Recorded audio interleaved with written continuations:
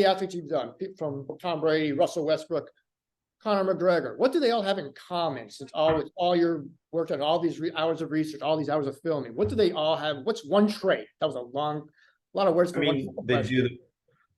They do the work, you know, like, look, they're all gifted and amazing and super talented and all that stuff. I mean, I'm not denying that, but I can't think of any of the people you just listed who I've never been around any of them that, and especially Conor, who's like, hey guys, you know what? Like, let's cut out early today. I'm, you know, like, I'm tired. I don't feel like doing this. I mean, they may be tired. They may not feel like doing that, but they don't compromise.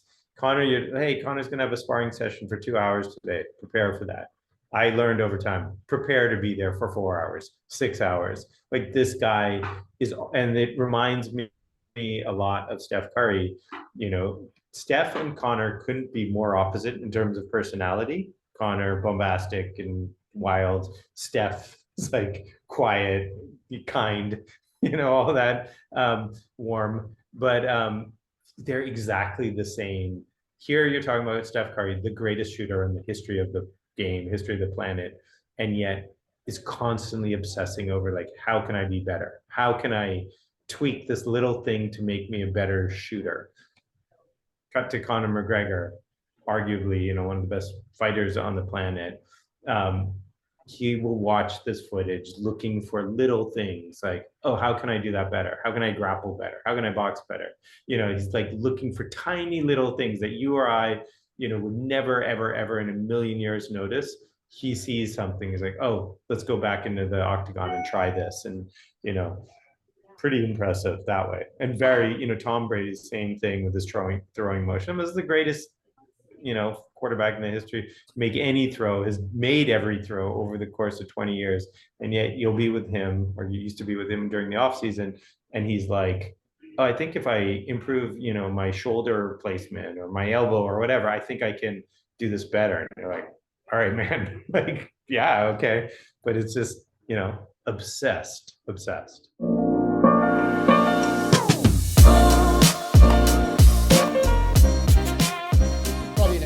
Obvious question here, but what makes Conor McGregor such an enticing person to capture for day in, day out for 3 or 4 years? He's singular. You know, I've worked with a lot of elite athletes, but Conor, personality, sport, you know, it's not a team sport, you know, it's a singular thing. It's also the sport in of itself, like, sort of fascinates me. It's not like a sport that I grew up watching and knowing everything about, but, you know, the fight game is different than everything else. At the end of the day, it's two guys or two fighters, two women get into a ring and one of them walks out, right? Like, that's the sport, and it's something primordial, and that has always who are these people who are willing to do that, you know, over and over and over again? It's a violent sport, so, like, just by definition, it's sort of interesting people sign up for it. Then you look at, like, the many fighters, and you're like, got this guy who is just, he's a showman, and he's a incredible personality. And on the one hand, like, I've observed, like a lot of people observed through the years, just like this walking circus, frankly. Like, there's always energy and chaos and spectacle around him. But then as I start to get to know him, or spending a little bit of time with him, it's like, oh, he's a real human being. He's a father. Like, I've been with him and his kids. And more than anything, like, his real gift is, I call it presence. Like, when you're with him, he's with you. It's what he does fighting. Like, you don't walk into the octagon like being distracted, otherwise you're going to get wrecked, literally. You have to be focused on who's right in front of you, what you're dealing with, etc. He's kind of the same way. Like, you know, there'll be all this stuff going on, but it's like, okay, now you're going to sit down and do an interview for 20 minutes, and he's locked in, and he's paying attention. He's really smart and articulate. He's honest, and he's really good at it. And that's, like, I mean, you have that. It's not always easy. He's hard to wrangle, like, because there's so much going on. Plus, it's like big and international, and he lives in Ireland, but he's training in Dubai, and then he drops into Vegas for a couple of days. Nothing is ever scheduled. So it's hard to sort of wrap your head, but like when you get him, he's as great as anyone, you know.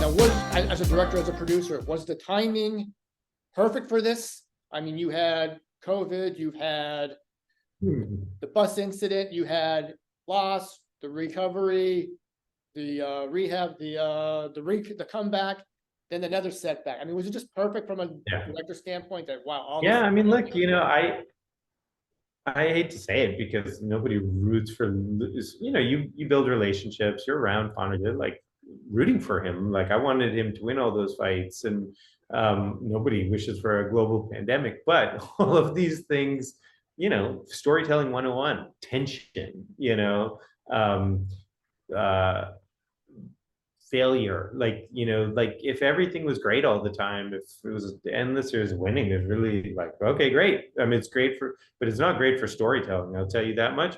Whereas like these sorts of right turns, you know, like they demand creativity. It's like, okay, how do I respond to this? You know, in his life, it's like he has to, and it's one of Conor's great gifts, is like pick himself up off the mat, literally and figuratively. He's the most resilient person I've ever been around. While everyone else in the world like obsesses over the losses and the disappointments, he doesn't. He's disappointed. I mean, obviously, you know, and you feel it in some of those moments after the Poirier fight or after the Khabib fight. But he's also, like I said, he's like the mad scientist who's like, okay, how do I pick myself up? How do I learn from this? What am I going to do better? And that's sort of inspiring. I also found, like, right, like we all deal with disappointments. Things don't go according to plan.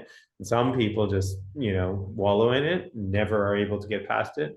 And then there's others who are like, got it. Okay, got it. Let me figure this out. I'll be back. That's Conor No, at the most extreme level. as a director, I mean, can you separate yourself from Conor McGregor fan, wanting to see him win every fight, wanting to do well, and being the director saying, oh boy, if this happens or something unforeseen happens, we're gonna have some great video and some great scenarios to tell. Yeah, I mean, you know, I'm not as close to Conor, and he's a pretty intimidating guy, so I'm not sure I would ever say it to his face. But like, I remember working with Tom Brady, who, by the way, like I am really close to, and I grew up a huge Patriots fan. And so when I worked with him in 2017, I mean, and he went all the way to the Super Bowl to play the Eagles, and I certainly wanted him to win, and you know, and then he didn't. And I realized in the aftermath, I'm like, that was hugely disappointing and kind of amazing because now it's better for story when, you know, you lose. And I did say that to Tom, he wasn't thrilled, but like, you know, he got it. So, you know, I think, yeah, you realize for sure as a storyteller, you know, like, oh, this is interesting. I mean, nobody wished, and I was there, and it was brutal. Nobody wished for what happened to Conor in the second or whatever third Poirier fight.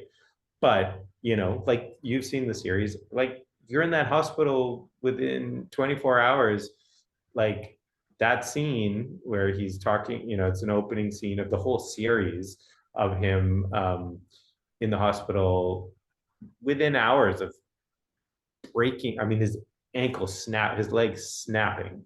Like that is a powerful, powerful scene that only exists because of what happened in real life. And again, I'm not saying anybody rooted for it, but certainly as a storyteller, you're like, wow, like, yeah, this is maybe the strongest thing we have. We're going to open the series with this. I mean, is there anyone that stands out the most for you? That's that you went from you had to change foot course immediately, and it turned out that he's totally 180 from what you expected? I mean, I go back for me, you know, I mean, they're all great, and I love, yeah, there's no project I would say I wouldn't do again. You know, I value them all, but I will go back to Kobe. You know, Kobe was like, you know, I grew up a huge Celtics fan, so I used to tell Kobe all the time, like, because I started working with him when he ruptured his Achilles. I'm like, man, Kobe, can I tell you how many times I rooted for this injury to happen to you?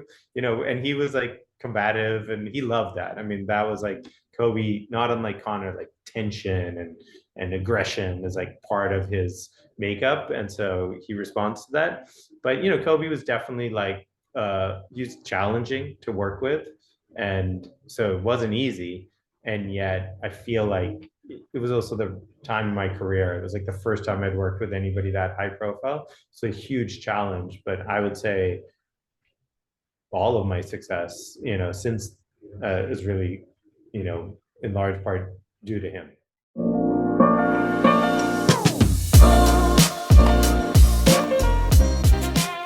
Who wants the other more? At the end of filming this, did you realize or think that Conor McGregor wants MMA more, or does MMA or the UFC want or need Conor McGregor more? I think that's a really good question, and it's a tough one to answer. I think they are symbiotic, they coexist, and somewhat, I don't want to say need each other, because Conor's incredibly accomplished, fame, fortune, legacy is intact as a fighter, life, he's made a lot of money, so he can go on and do other things, but he loves fighting. And, UFC is the biggest fight institution on the planet. So it is the right stage for him. Meanwhile, UFC has certainly become a behemoth and a major sports, industry, et cetera. And buying the WWC recently. So I don't know that they quote need anyone, but he continues to be one of the most iconic, popular, certainly a showman unlike anyone else, I think, still in the fight game. So they certainly benefit from having him be a part of it. So maybe it's not, neither of them need each other, frankly, but both of them reap this continued success of being together.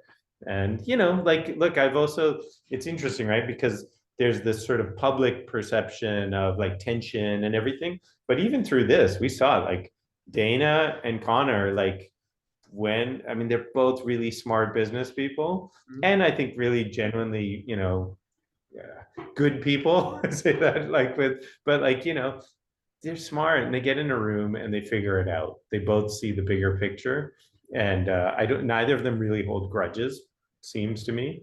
And so, I think they'll continue to figure it out.